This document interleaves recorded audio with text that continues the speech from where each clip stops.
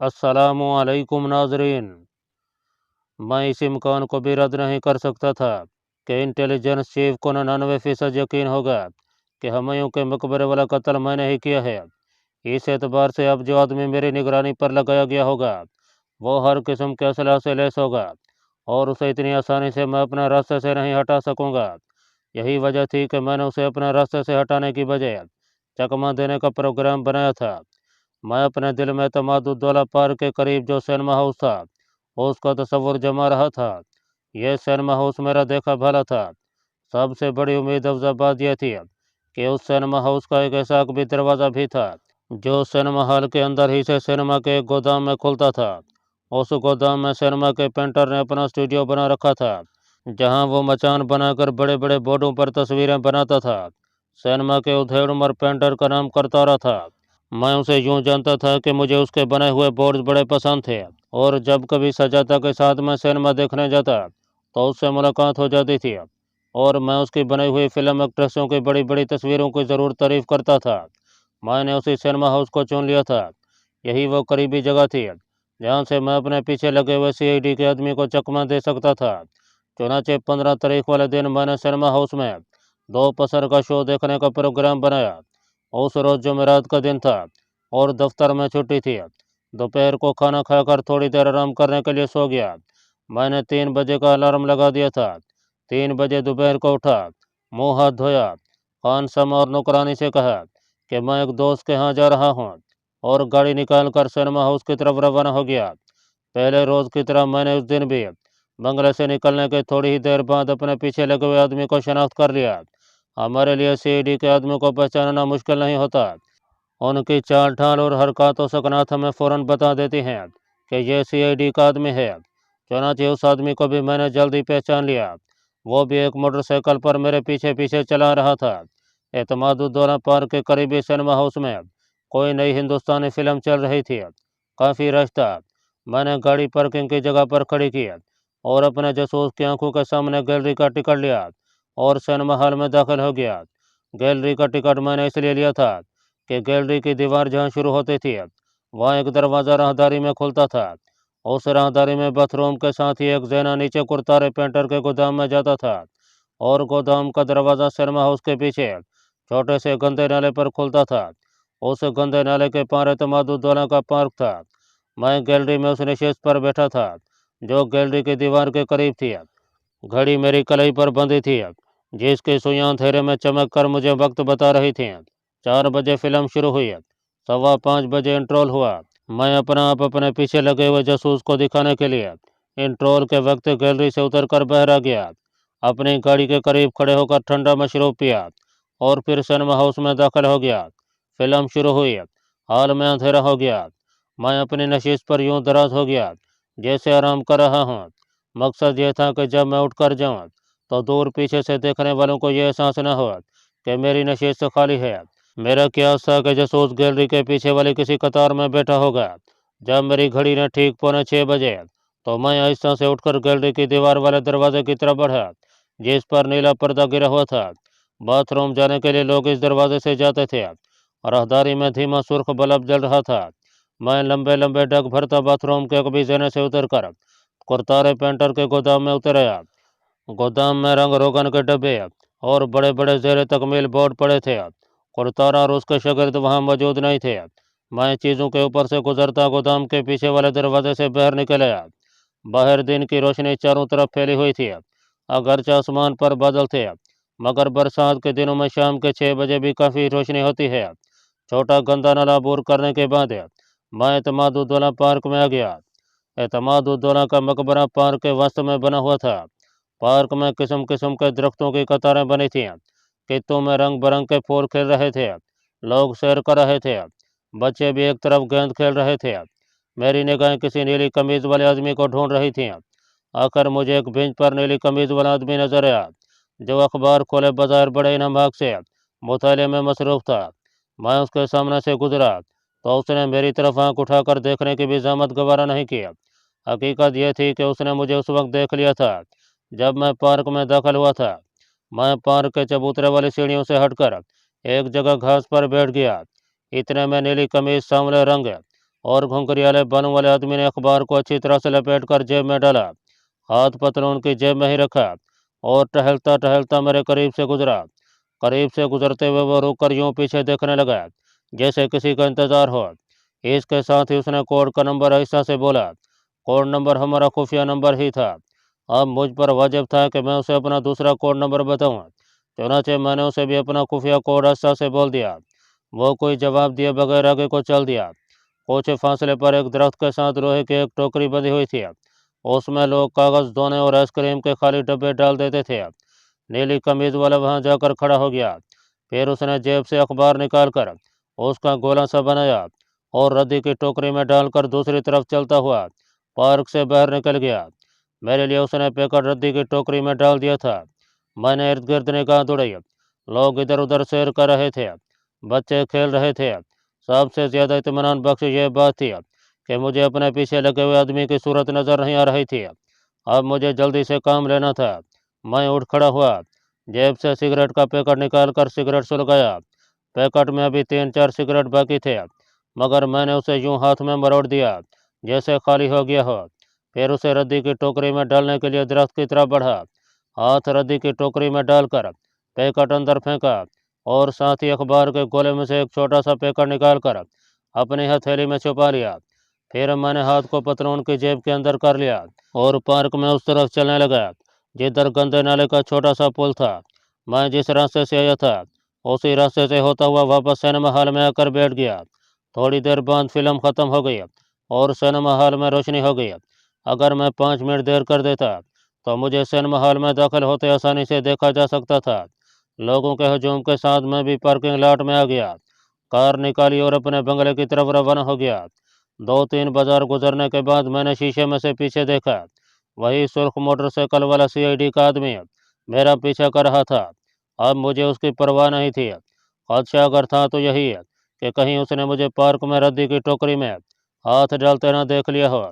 इस तरह वो यह समझ सकता था कि मैंने टोकरी में से कोई खास चीज़ उठाई है और रद्दी की टोकरी मेरा डेढ़ ड्राफ थी। इसका इलाज मैंने यह किया कि बंगले में आते ही जेब से पैकेट निकाल कर एक नज़र देखा और फिर उसे टेप रिकॉर्डर को खोलकर उसके अंदर छुपाकर टेप रिकॉर्डर को दोबारा बंद कर दिया। अगर मेरा खदशा दुरुस्त था तो रात 12 बजे तक मेरे घर पर पुलिस का छापा पड़ सकता था। चुनाचे मैंने खाना खाया और बरामदे में कुर्सी डालकर बैठ गया और मज़े से सिगरेट पीने लगा। फिर जब रात हो गई तो ड्राइंग रूम में खिड़की के पास वाले सोफे पर इस तरह बैठ गया कि मेरी नज़र बंगले के गेट पर थी। अगर पुलिस बंगले में दाखिल होती है तो मैं उसे देखकर टेप रिकॉर्ड में से पैकेट निकालकर बाथरूम के फ्लश में बहा सकता था। पैकेट का साइज साबुन की टिकिया जितना था। खान सामा मुझे खाना खिलाने के बाद चला गया। बर्तन वगैरह साफ करके नौकरानी भी कोई 9 बजे रात चली गई। मैं बंगले में अकेला रह गया। इसके बाद सजाता का टेलीफोन आ गया। 15-20 मिनट वह मुझसे बातें करती रही। बड़ी मुश्किल से मैंने उसे पीछे छुड़ाया। रात गहरी हो चुकी थी। यह वक्त खुफिया पैकेट खोलने के लिए बहुत मौजूद था। बेडरूम के दरवाजे का बोलट मैंने पहले ही चढ़ा रखा था। कमरे में सिर्फ बेड लैंप रोशन था। ड्राइंग रूम का बड़ा दरवाज़ा भी अंदर से मकफल था।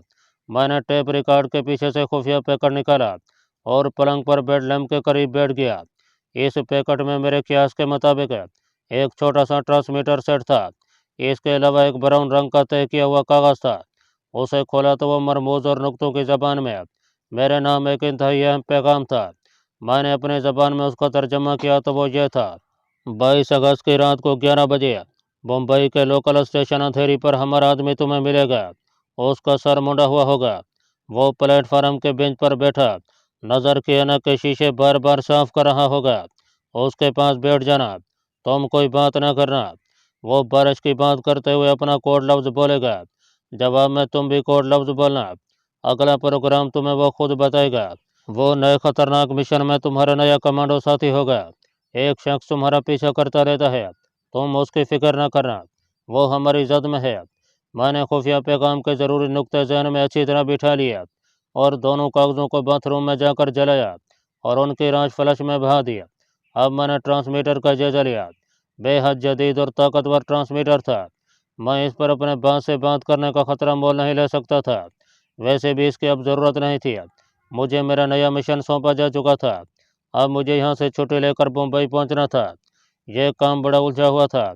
अगरचे बॉस ने मुझे यकीन दिलाया था कि मेरे ताक़ुब करने वाले से वो निमट लेंगे, इसके बावजूद मुझे मालूम था कि मैं जहाँ भी जाऊँगा वो मेरी निगरानी कर रहा होगा और पीछे इंटेलिजेंस चीफ मिस्टर टंडन को मेरी इब्तदाई सरगर्मियों के बारे में इतलात पहुँचाता रहेगा। अगर मैं धोखा देकर मुंबई जाता हूँ तो मेरा जासूस मेरा पोल खोल सकता था, लेकिन मैंने यही फैसला किया कि मैं दिल्ली से किसी दूसरे शहर को रवाना होऊंगा और वहां से रिपोर्ट होकर मुंबई चला जाऊंगा। इस बार मुंबई के शहर वाला भारतीय एटमी प्लांट साइरस मेरा टारगेट था, और अगर मैं दफ्तर में मुंबई का कहकर जाता हूँ तो प्लांट को तबाह करने में कामयाब भी हो जाता हूँ तो बिलाशुबा मिस्टर टंडन मुझे गिरफ्तार कर लेगा। इलाहाबाद एक सीआईडी वाला मुस्तकिल तौर पर मेरे पीछे लगा हुआ था। 22 अगस्त में ज़्यादा दिन बाकी नहीं थे। मुझे उजलत से काम लेना था। मैंने जहन में एक मंसूबा बनाया और उस पर फौरी तौर पर अमल शुरू कर दिया। एक रोज़ मैं दफ्तर में काम करते कुर्सी पर से नीचे गिर पड़ा और यह जाहिर किया कि मैं बेहोश हो गया हूँ। दफ्तर में सभी घबरा गए। मुझे फौरी तौर पर अस्पताल ले जाया गया। मेरी ईसीजी की गई। मुझे तेज़ दवाइयाँ सुंघाकर होश में लाया गया। मैंने जानबूझकर अपने ऊपर निगाह तारी कर रखी थी और बार बार सीने में दर्द की शिकायत कर रहा था। सजाता और उसके माता पिता और मेरी बहन कृष्णा कुमारी अस्पताल में मौजूद थी। यह सब बहुत घबराए हुए थे। डॉक्टर ने कहा कि लगता है कि हल्का सा हार्ट अटैक हुआ है, इन्हें बेहद आराम की ज़रूरत है। जब मैंने तन्हाई में डॉक्टर से कहा कि मैं किसी पहाड़ पर कुछ रोज़ आराम करना चाहता हूँ तो उसने कहा, ज़्यादा बुलंदी पर जाने का मैं मशवरा नहीं दूंगा। हाँ, आप अगर किसी कम बुलंदी वाले पहाड़ पर चंद रोज़ गुजारें तो आपकी सेहत के लिए बेहतर होगा। अस्पताल के इस डॉक्टर की रिपोर्ट पर मैंने दफ्तर में 1 महीने की छुट्टी की दरख्वास्त दे दी। मुझे फ़ौरन छुट्टी मिल गई। वैसे भी मेरी छुट्टी रहती थी। दफ्तर वालों से मैंने यही कहा कि शायद नैनीताल चला जाऊँ। सजाता से मशवरा किया तो उसने मुझे पालमपुर जाने के लिए कहा। वो अपनी माता के हमरा मेरे साथ जाना चाहती थी, मगर मैंने उसे बड़ी मुश्किल से रोका और एक रोज़ हवाई जहाज़ में बैठकर चंडीगढ़ की तरफ परवाज़ कर लिया। चंडीगढ़ से मुझे पालमपुर जाना था। बज़ाहिर मुझे ऐसा कोई आदमी नज़र न आया जो मेरा पीछा कर रहा हो, लेकिन ऐसा कभी हो नहीं सकता था। टंडन ने मेरे ताक़ों में अपना ज़रूर एक आदमी लगाया होगा, और चूंकि वो मेरे लिए अजनबी था इसलिए मैं उसे पहचान नहीं सकता था।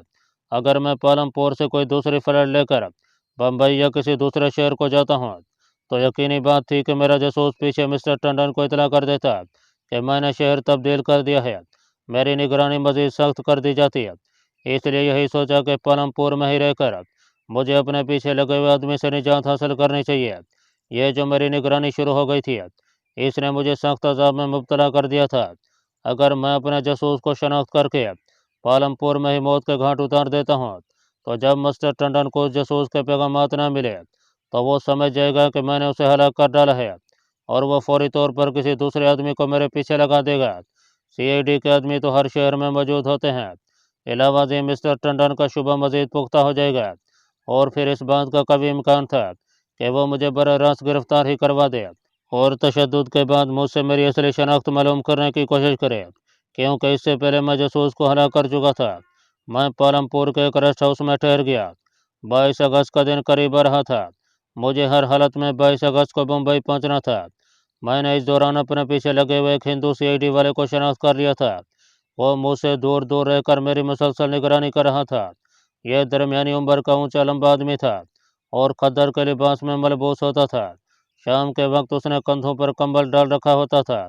मैं इस बात से बिल्कुल बेखबर था कि हमारा एक एजेंट भी मेरी निगरानी करने वाले हिंदू के पीछे लगा हुआ है।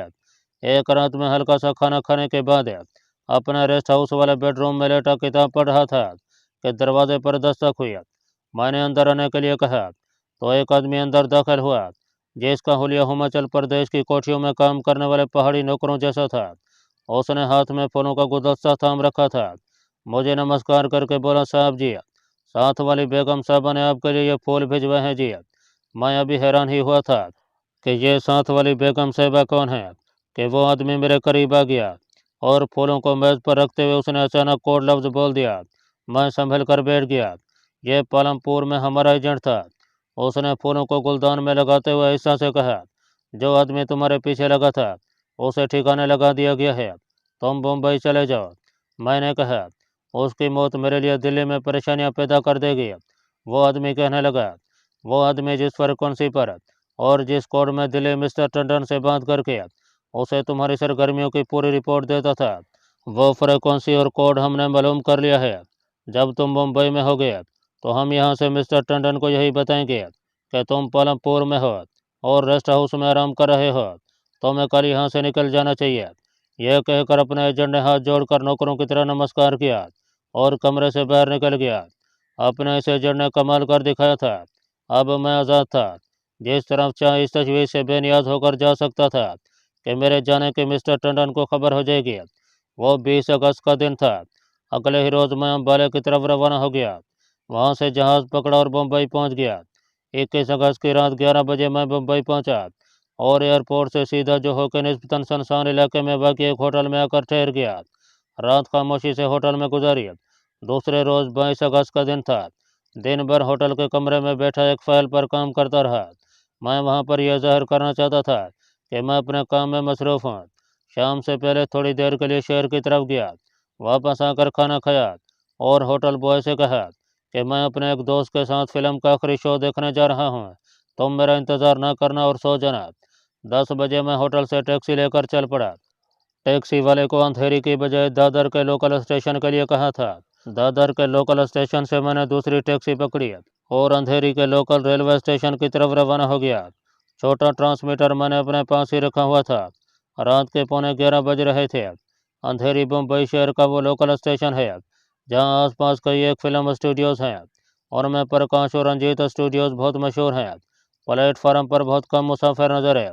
उस ज़माने में रात 12 बजे तक लोकल ट्रेनें चला करती थीं। एक ट्रेन मेरे सामने आई और गुजर गई। मैंने प्लेटफार्म का जायजा लिया। 3 बेंचें खाली थीं। सिर्फ एक बेंच पर एक आदमी बैठा था, मगर ना तो उसका सर मुंडा हुआ था और ना ही वो अपनी ऐनक के शीशे साफ कर रहा था। मैं स्टॉल पर आकर चाय पीने लगा। मेरी निगाहें कलई वाली घड़ी पर जमी थीं। रात के पूरे 11 बज रहे थे। चाय के प्याली काउंटर पर रखने के बाद मैंने पैसे अदा किए और अब जो मेरी नज़र एक खाली बेंच पर पड़ी तो वहाँ एक ऐसे आदमी को देखा जिसका सर मुंडा हुआ और जिस्म घुटा हुआ था। बुनियान पतलून में मलबूस था और हाथ में ऐनक थी जिसके शीशों को रुमाल से बार बार साफ कर रहा था। मेरा साथी कमांडो ठीक वक्त पर पहुंच गया था। मैंने बड़े इत्मीनान से सिगरेट सुलगाया और आहिस्ता आहिस्ता चलता बेंच पर उसके करीब आकर बैठ गया। साथी कमांडो ने मेरी तरफ बिल्कुल तवज्जो ना दी। ऐनक के शीशों को मोम की भाप देकर उन्हें रगड़ रगड़ कर साफ करता रहा। फिर उसने बारिश का जिक्र करते हुए कहा, मुंबई में इस बार बारिश कम हुई है। साथ ही उसने अपना खुफिया कोड लफ्ज़ बोल दिया। उस लफ्ज़ को सुनते ही मैंने अपना कोड लफ्ज़ बोला। साथ ही कमांडो ने खामोशी इख्तियार कर लिया। ऐनक को पतलून की जेब में रख लिया और दूसरी जेब से सिगरेट का पैकेट निकाल कर खोला और मेरी तरफ मुतवज्जे होकर बोला, माचिस होगी आपके पास है। मैंने माचिस निकाल कर उसे दिया। उसने सिगरेट सुलगाया और माचिस मुझे वापस करते हुए बोला, रेलवे स्टेशन से एक छोटी सड़क बाएं जन्म मुड़ती है। उसके आखिर में पानी की टंकी के नीचे एक पुरानी जीप खड़ी होगी। मुझे 5 मिनट बाद वहाँ मिलना। यह कहकर वो उठा और सिगरेट के कश लगाता गेट की तरफ चल दिया। मैं वहीं बेंच पर बैठा रहा। ठीक 5 मिनट बाद मैं भी उठा और गेट से निकलकर रेलवे स्टेशन से बाहर आ गया। यहाँ खूब रोशनियाँ थीं। बाएं जानिब नारियल के दरख्तों में एक छती सड़क जाती थी। मैं उस सड़क पर चलने लगा। सड़क वीरान थी। यहाँ शायद रेलवे के दफातर थे जो बंद थे। सड़क आगे जाकर जहाँ दाएं जानिब घूमती थी वहाँ एक पुरानी जीप खड़ी थी। करीब गया तो मेरा कमांडो साथी उसमें अगली सीट पर इस तरह बैठा था कि दोनों हाथ स्टीयरिंग पर थे। मेरे बैठते उसने जीप स्टार्ट कर दिया और उसे तेजी से निकालकर दाहिनी जानिब घूम गया। मुंबई शहर बहुत वसी है। यहाँ अगर सर्वकलफ इमारतें और आलीशान कोठियाँ हैं तो झोंपड़ियाँ भी, जहाँ गरीब लोग बेहद मफलूकुल हाली की ज़िंदगी बसर करते हैं। ऐसे इलाके को झोंपड़ी पट्टी कहते हैं। ऐसी एक झोंपड़ी पट्टी बालकेश्वर गार्डन हिल्स के पीछे मैदान में रेलवे बुर्ज तक फैली हुई थी। उस झोंपड़ी पट्टी के आगे से कुशादा सड़क गुजरती थी।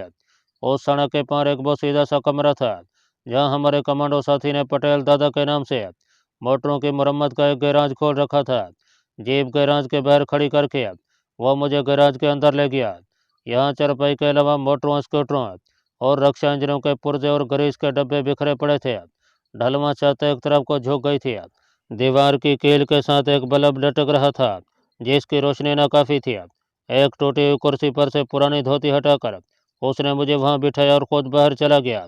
थोड़ी देर बाद वापस आकर बोला, कल दिन के ठीक 1 बजे तुम्हें गेटवे ऑफ इंडिया पहुंचना होगा। मैं तुम्हें वहीं मिलूंगा। तुम मुझसे कोई बात नहीं करोगे। जिस कश्ती पर मैं बैठूंगा तुम भी उस कश्ती में बैठ जाना। जहां मैं उतरूं तुम भी वहां उतरकर कुछ फासला रखकर मेरे साथ चलना। मुझे बताया गया है कि तुम कमांडो भी रह चुके हो। क्या तुम्हें समंदर में गोताखोरी का तजर्बा है? मैंने आहिस्ता से कहा, तजर्बा हो जाएगा। हमें क्या करना होगा? उसने चेहरा उठाकर मेरी तरफ देखा और बोला, यह तुम्हें कल मालूम हो जाएगा। अब तुम जाओ।